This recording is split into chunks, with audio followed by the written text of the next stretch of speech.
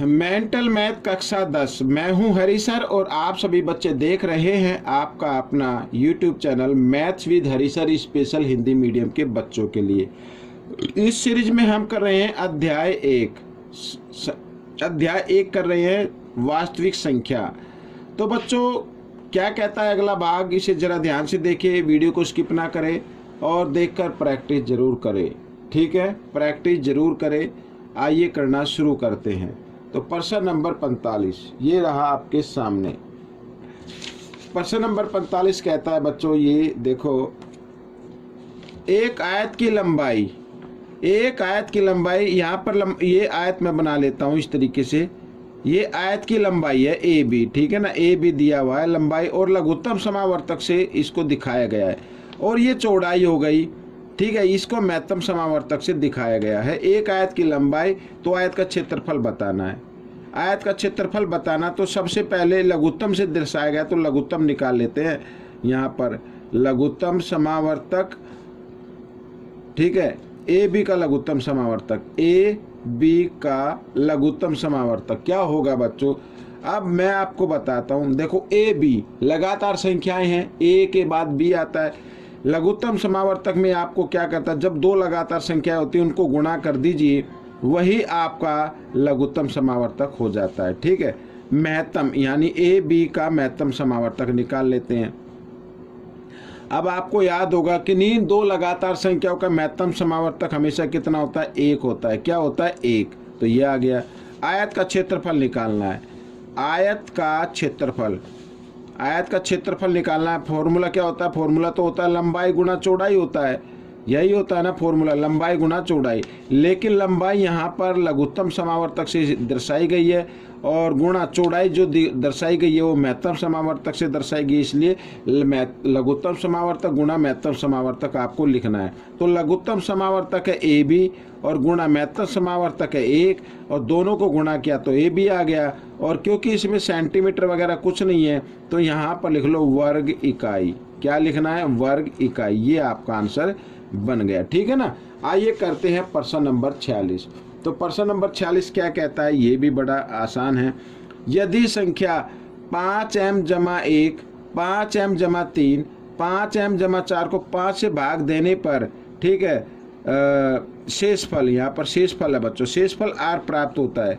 शेषफल कितना प्राप्त होता है, r। तो r का संभव मान बताना, जहां r एक प्राकृत संख्या है। ठीक है ना, r का संभव मान बताना है। तो सबसे पहले बच्चों यहाँ पर m बराबर 1 लेने पर, अब जहां पर 5m लिखा है वहां पे m की जगह 1 लिख दीजिए और जमा 1। ठीक है, कितना आ जाए, 5 और 1, 5 एकम 5 और 1 6 आ गया। ठीक है, दूसरा कर लेते हैं। तो 5 गुणा m की जगह फिर 1 रखना है, और यहाँ पे लिखा 3, तो 5 एकम 5 और 3 कितना हो गया, 8 हो गया। ठीक है, फिर लिखा है बच्चों 5m की जगह 1 और जमा 4, 5 एकम 5 और 4 9 हो गया। ठीक है, अब इसको भाग देना, क्योंकि इन तीनों ब्रैकेट के बीच में कोई निशान नहीं है, तो आप इसको क्या कर सकते हैं, गुणा कर सकते हैं। क्या कर सकते हैं, गुणा कर सकते हैं। ठीक है, इस तरीके से। अब बच्चों 9 8 72, 72 को 6 से गुणा करेंगे। आइए कर लेते हैं। 6 दूनी 12 का 2 का, ठीक है, हासिल 1, 6 7 42 और 1 43, ये आ गया। अब 432 आ गया। अगर इसको मैं 5 से भाग दे दूं, ठीक है, तो 5 8 40, ठीक है, 3 बचा, और इधर 2 नीचे डाउन करेंगे, उतारेंगे, तो 5 6 30, ठीक है, ये आ गया। तो 2, तो शेषफल क्या बचा बच्चों, 2 बच गया। तो संभव मान जो r का होगा वो 2 होगा। कितना होगा, 2 होगा। तो बच्चों ये प्रश्न भी आपका हल हो गया है। प्रश्न नंबर 47 कर लेते हैं। प्रश्न नंबर 47 ये रहा आपके सामने। क्या कहता है, प्रश्न नंबर 47 कहता है, दो समबाहु त्रिभुज जो कि भुजाएं लंबाई, समबाहु त्रिभुज का मतलब जिसकी सभी भुजाएं बराबर होती है। ठीक है, भुजा की लंबाई क्रम से 51 सेंटीमीटर और 85 सेंटीमीटर है। मान लीजिए एक तो त्रिभुज ये हो गया और एक त्रिभुज ये हो गया। ठीक है, इसकी जो भुजा की लंबाई है वो 51 सेंटीमीटर है, और इसकी भुजा की लंबाई कितनी, 85 सेंटीमीटर है। इस तरीके से तो हमें सबसे बड़ी, ठीक है, लंबाई बताओ जो दोनों को स्टिक्स रूप से माप सके, यानी टेप की लंबाई, जो फीता होता है ना नापने का, यानी अगर इसको पूरा मापे तो ये भी पूरी माप जाए, इसको मापे तो पूरी माप जाए। ठीक है, ऐसा ना हो कि यहाँ पर इसको मापा तो ये इतना बच गया, इतना छोटा सा हिस्सा बच गया, नहीं, ऐसा कुछ बचना नहीं चाहिए, पूरा पूरा मप जाए। चाहे वो इधर से मापे 1 बार 2 बार 3 बार 4 बार, इस तरीके से कितनी बार मापो, लेकिन बचना नहीं चाहिए लास्ट में थोड़ा बहुत भी, या ज़्यादा नहीं रहना चाहिए। तो ऐसी कंडीशन में हम क्या करते हैं, सबसे बड़ा संख्या आपको बतानी है, लंबाई आपको बतानी है सबसे बड़ी, तो बच्चों हमें क्या निकालते हैं, महत्तम समावर्तक निकालते हैं, ठीक है ना। महत्तम समावर्तक आपको निकालना है, तो किसका निकालना है, 51 और यहाँ पर 51 और 85 का आपको महत्तम समावर्तक निकालना है। इससे सबसे बड़ी टेप की लंबाई आपके सामने आ जाएगी। आइए निकाल लेते हैं। तो 51 से 51 एकम 51, ठीक है। यहाँ पर 5 में से 1 गया 4, और 8 में से 5 गए 3, तो 34 आ गया। इधर भाग का निशान बना, अब 51 से किया था पहले, तो 51 को अब अंदर रख देंगे। 34 एकम 34, ठीक है, इस तरीके से। और घटाया तो कितना आ गया, 17 आ गया। यहाँ पर फिर भाग का निशान लगाएंगे, 34, 17 दूनी 34, ठीक है, इस तरीके से। तो आखिरी में हमने किससे भाग किया, 17 से किया। तो बड़ी टेप की लंबाई क्या होगी, टेप की लंबाई यहाँ पर मैं लिख देता हूँ, तो कितनी होगी, 17, ठीक है, 17 होगी, 17 सेंटीमीटर आप इसको मान सकते हैं। तो बच्चों ये आपका प्रश्न हल हो गया। प्रश्न 48 क्या कहता है, देखो ये भी अच्छा ही प्रश्न है। कहता है 6 घंटियाँ एक साथ बजने लगती है, 6 घंटियाँ एक साथ बजने लगती है, वे क्रमशः 2, 4, 6, 8, 10, 12 सेकंड के अंतराल पर बजती है। और उसके बाद 2, 4, 6, 8, 10, 12 सेकंड के बाद बजना शुरू होती है। एक बार तो शुरू में बजी इकट्ठी, उसके बाद फिर वो 2 सेकंड के बाद, 4 सेकंड के बाद, 6 सेकंड के बाद, इस तरीके से अंतराल पर बजना शुरू करती है। बताइए कि 30 मिनट में वे एक साथ कितनी बार बजेंगी। तो हमें बताना है कि 30 मिनट में वो एक साथ कितनी बार बजेंगी। तो सबसे पहले हम देखते हैं कि एक साथ अब वो कब बजेंगी। तो ये निकालने के लिए आपको क्या करना पड़ेगा, आपको निकालना होगा बच्चों लघुत्तम समावर्तक। क्या निकालना होगा, लघुत्तम समावर्तक निकाल लेते हैं। तो 2 से करते, 2 एकम 2, 2 दूनी 4, 2 तिया 6, 2 चौक 8, 2 पंजे 10, 2 छीक 12, ठीक है। फिर 2 से करते हैं, यहाँ 1 यूं का यूं, 2 एकम 2, 3 यूं का यूं, 2 दूनी 4, 5 यूं का यूं, और 2 तिया 6, इस तरीके से, ठीक है। अब फिर करते हैं 3 से, क्योंकि 2 से एक ही संख्या, तो 3 से 3 एकम 3, 2 यूं का यूं, 5 यूं का यूं, 3 एकम 3। अब यहाँ पर नीचे क्या आ गई है, एक संख्या आ गई, ठीक है, जो अभाज्य संख्या है। तो अब हमें क्या करना चाहे तो आप इसको 2 और 5 से भी कर सकते हैं, या इधर ही गुणा कर ले, ठीक है ना।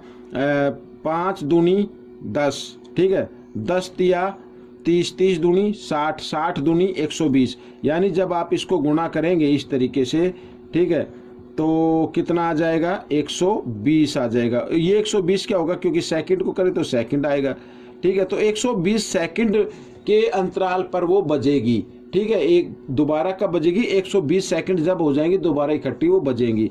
तो हमें बताना है आधा घंटे में कितनी बार बजेंगी। अब आधा घंटे में बताना है, तो आधा घंटे की या 30 मिनट की हम क्या कर लेते हैं, सेकंड बना लेते हैं, ठीक है।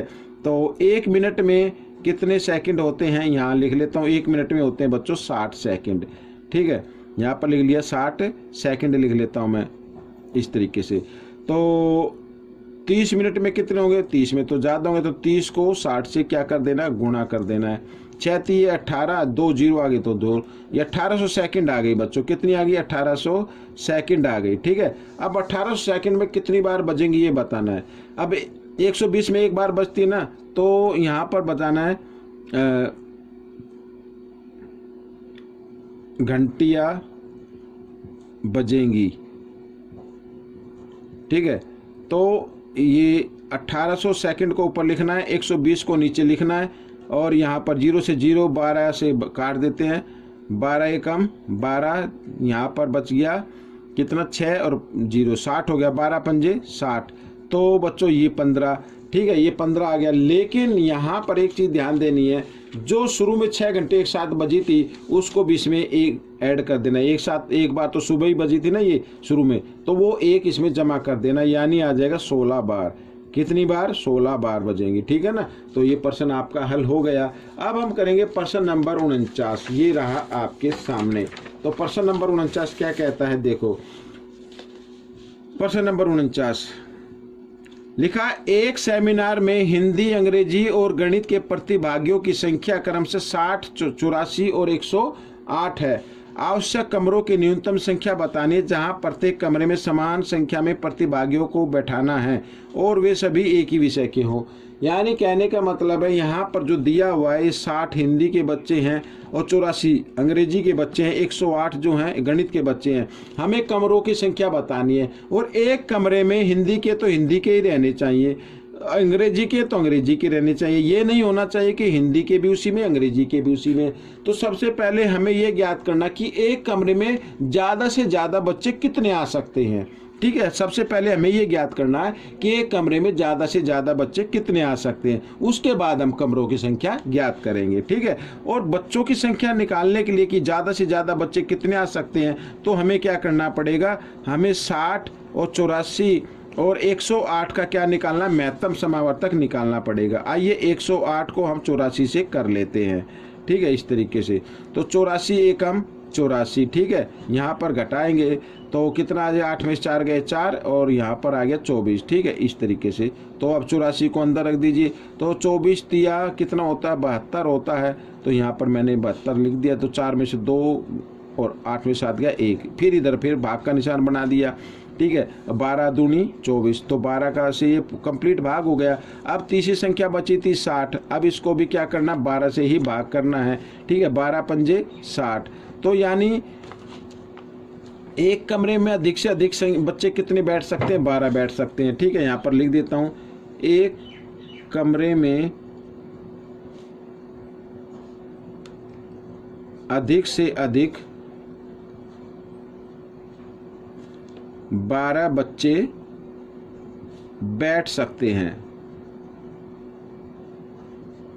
ठीक है, 12 बच्चे बैठ सकते हैं। अब कमरों की संख्या निकालनी है तो कमरों की संख्या निकाल लेते हैं। कमरों की संख्या, अब बच्चों यहाँ पर आप देखो हिंदी के बच्चे कितने, 60।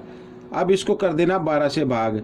एक कमरे, भाई एक कमरे में 12 बच्चे बैठेंगे ना, भाई 12 बच्चों के लिए एक कमरा चाहिए, 60 बच्चों के लिए कितना चाहिए, 60 को 12 से भाग कर दो, 12 एकम 12, 12 पंजे 60, 5 कमरे चाहिए। अच्छा, ये तो हो गई। अच्छा, फिर क्या है अंग्रेजी के लिए, अंग्रेजी के बच्चे कितने हैं, 84 हैं। तो 84 को भी हमें क्या करना पड़ेगा, 84 को भी आपको करना पड़ेगा 12 से भाग, 12 एकम 12, 12 सत्ते 84। ठीक है, तो अंग्रेजी के लिए कमरे चाहिए कितने, 7। ठीक है, और अंग्रेजी के बच्चों के लिए, और मैथ के है 108 बच्चे, तो इनके लिए कितने कमरे चाहिए, तो 12 से इसको भी भाग कर लेते हैं, 12 निम्मा 108। ठीक है, कुल कमरों की संख्या क्या हो गई, 5 जमा 7 जमा 9। ये जो आया है ना, इनको जमा कर दीजिए, 9 और 7 16 और 5 21, यानी 21 कमरे चाहिए। कितने चाहिए, 21 कमरे चाहिए। समझ में आ गया। आइए करते हैं प्रश्न नंबर 50। प्रश्न नंबर 50 क्या कहता है, देखो, एक रेजिमेंट में सैनिकों की न्यूनतम संख्या बतानी है, न्यूनतम कम से कम संख्या बतानी, जिससे वे 15, 20, 25 की पंक्तियों में खड़े हों और एक पूर्ण वर्ग का निर्माण करें। ठीक है, 15 की पंक्ति में, 20 की पंक्ति में, 25 की पंक्ति में खड़े हो जाएं और एक पूर्ण वर्ग बन जाए। तो ये निकालने के लिए आपको क्या करना पड़ेगा, आपको निकालना पड़ेगा बच्चों लघुत्तम समावर्तक निकालना पड़ेगा। न्यूनतम संख्या आपको निकालनी है। इसका मतलब 15 और 20 और 25 का आपको क्या निकालना, लघुत्तम निकालना पड़ेगा। ठीक है, क्या निकालना, लघुत्तम निकालना पड़ेगा। आइए देखते हैं कुल कितने सैनिक होंगे, पहले वो निकाल लेते हैं और फिर हमें देखना है कि पूर्ण वर्ग भी होना चाहिए। ठीक है, तो इसको करते हैं बच्चों, 2 से कर लेते हैं। अब 2 के पाड़े में 15 तो आएगा नहीं, यूँ का यूँ, ये 10 आएगा, 10 पे 20, ठीक है, 25 यूँ का यूँ लिखना है। फिर 2 से कर लेते हैं, 15 नहीं आएगा तो 2 पंजे 10 और यहाँ पर 25। ठीक है, अब क्या करते हैं, 3 से कर लेते हैं। ठीक है, 3 पंजे 15 तो 5 यूँ का यूँ और ये 25 भी यूँ का यूँ। अब करते हैं 5 से। ठीक है, यहाँ पर 5 एकम 5, 5 एकम 5, 5 पंजे 25, इस तरीके से। फिर 5 से कर लेते हैं, ये कर लिया हमने इस तरीके से, 5 एकम 5। ठीक है ना, ये आ गया। अब बच्चों देखो, यहाँ पर हमने इनको क्या किया, लघुत्तम निकाला। तो 2 गुणा 2 गुणा 3 गुणा 5 गुणा 5। ठीक है, अब 5 पंजे 25। ठीक है, और यहाँ पर 2 दूनी 4, 25 चौका कितना हो गया, 100 हो गया। और 100 को 3 से करेंगे तो कितना हो गया, 300 हो गया। कितना हो गया, 300 हो गया बच्चों। लेकिन ये परिपूर्ण वर्ग तो नहीं है। अगर यहाँ पर एक 3 और लगा दिया जाए, यहाँ पर क्या लगा दिया जाए, 1 3 और लगा दिया जाए या इसको 3 से गुणा कर दिया जाए तो परिपूर्ण वर्ग बन जाएंगे। तो न्यूनतम संख्या क्या होगी, 3 तिया 9, 900 हो जाएगी बच्चों। 900 सैनिक चाहिए, कम से कम 900 सैनिक चाहिए जो 15, 20 और 25 की पंक्ति में खड़े, तो परिपूर्ण वो वर्ग बन जाएगा। तो बच्चों ये प्रश्न आपका हल हो गया। ठीक है, ये वीडियो कंप्लीट हो गई है। आपको ये वीडियो कैसी लगी मुझे ज़रूर बताना और इसमें से सीखकर दूसरे बच्चों को ज़रूर सिखाना है। ठीक है, अच्छी रैंक लानी है, अच्छे मार्क्स लेके आने, प्रैक्टिस जरूर करनी है। अब हम मिलेंगे अगले भाग में, अगले एक न्यू एक्सरसाइज में। तब तक के लिए आप बच्चों वीडियो को देखते रहिए और दूसरों को सिखाते रहिए।